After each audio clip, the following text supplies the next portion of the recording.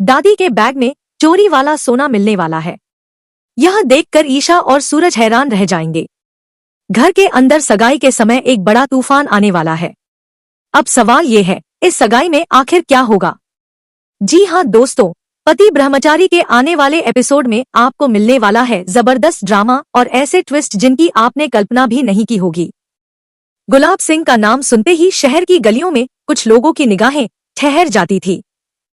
एक ऐसा नाम जिस पर लोगों की राय दो हिस्सों में बंटी हुई थी।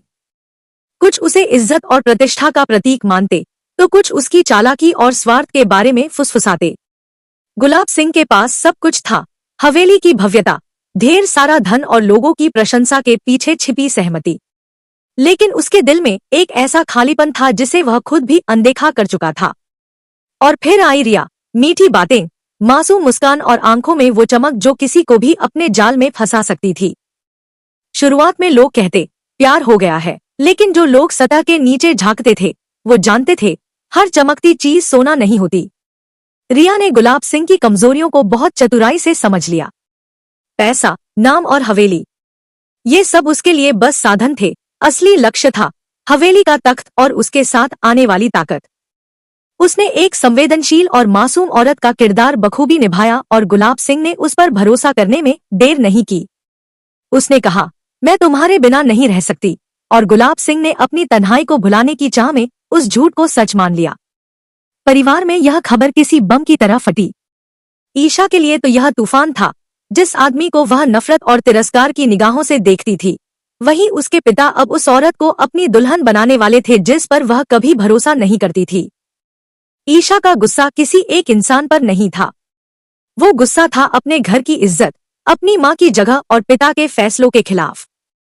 सूरज, जिसने गुलाब सिंह को भगवान जैसा माना था, अब उसके फैसले देखकर टूट गया।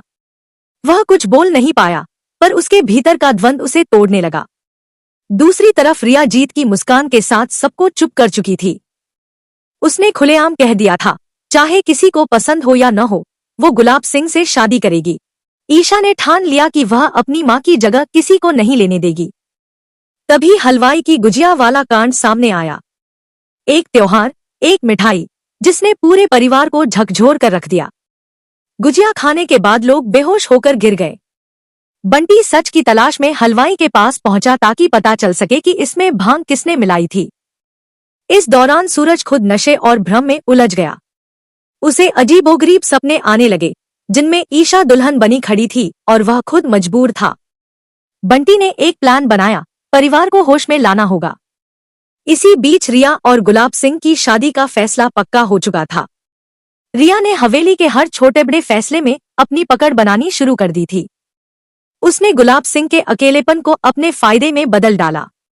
उसने उसे ये एहसास दिला दिया कि वे एक जैसे हैं, दोनों अपने लक्ष्य के लिए कुछ भी कर सकते हैं।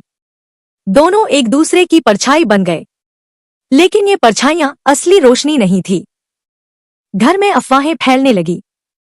कोई कहता रिया तो हवेली के लिए आई है, कोई कहता गुलाब सिंह को कुछ समझ ही नहीं आ रहा। अब सवाल ये है, क्या ईशा रिया को सबक सिखा पाएगी?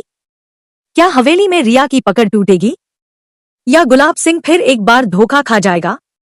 अगर आप भी इस कहानी के अगले ट्विस्ट जानना चाहते हैं तो वीडियो को लाइक करें और चैनल को सब्सक्राइब करना बिल्कुल न भूलें, क्योंकि असली खेल अब शुरू होने वाला है।